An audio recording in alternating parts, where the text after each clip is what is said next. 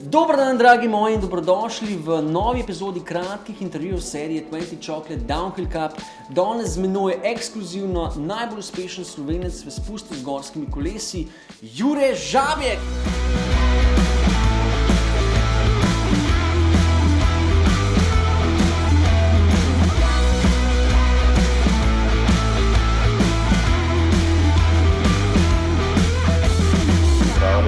Povej ti nam, piš mi lansko sezono, kako je bilo? Ja, bilo je nekaj vzponov pa padcev, predvsem zelo hitro se je začela sezona, tako da glede na to, da smo zamujali kolesa, smo bili že kar na trnih, ampak nekako smo se pol uspeli pripraviti, je pa ene stvari niso še glih po planu, pol na koncu pa tudi jaz čisto motivacijsko nisem bil več pol toliko pri stvari. Tako da letos smo se dosti bolj lotili vsega, tudi na kolesu se zelo dobro počutim, tako da ko mi čaka sezono.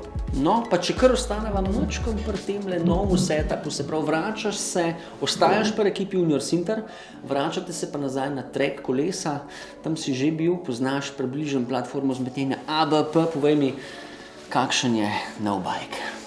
Ja, na treku sem v bistvu naredil ene med mojimi prvimi in dobrimi, v bistvu med boljšimi mojimi rezultati na svetovnem pokalu.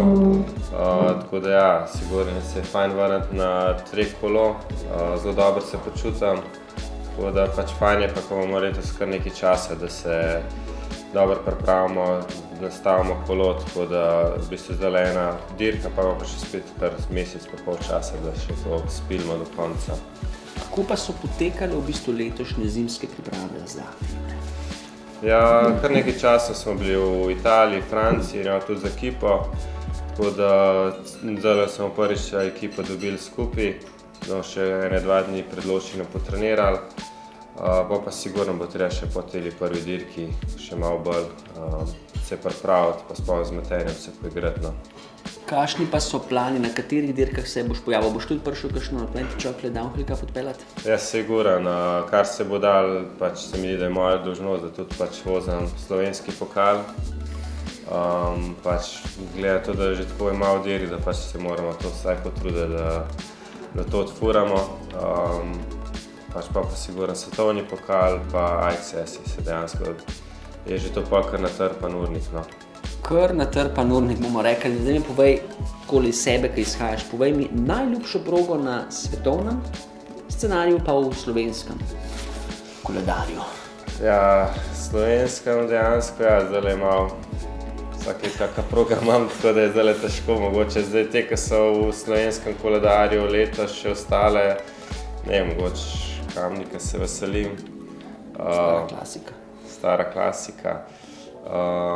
World Cup, pa kak Leogan, ki mi odgovarja, že ta nov cek mi je všeč, malo bolj star, malo bolj tehničen, pa kombinacija, malo bike parka, malo umetnih skal, tako vsega, tako da mi je kar luštna proga. Če bi pa mogel izpostaviti ene elemente na progah, ki so ti najbolj bedni, česa ne maraš, ko priješ na kakšna proga? Ja, kakšen tale Val di Sole mi vsak let se malo tam kolebam, vsak let je bilo zelo prašan, dosti novih korenin, prah in dejansko vedno je vse prekrito skale, korenine s prahom in nekako sploh te pogoji ne ustrezajo, tako da Val di Sole mi je kar tako čudno, sploh še so take razmere, kot smo jih zdaj zadnje 2 leta. Val di Sole res ni lahka proga, bil sem tam in ga jaz čisto razumem, vi ga morate pa tudi. V glavnem, Jure, če se gremo osredotočiti na slovensko ligo, kdo je tvoj največji konkurent na naši sceni?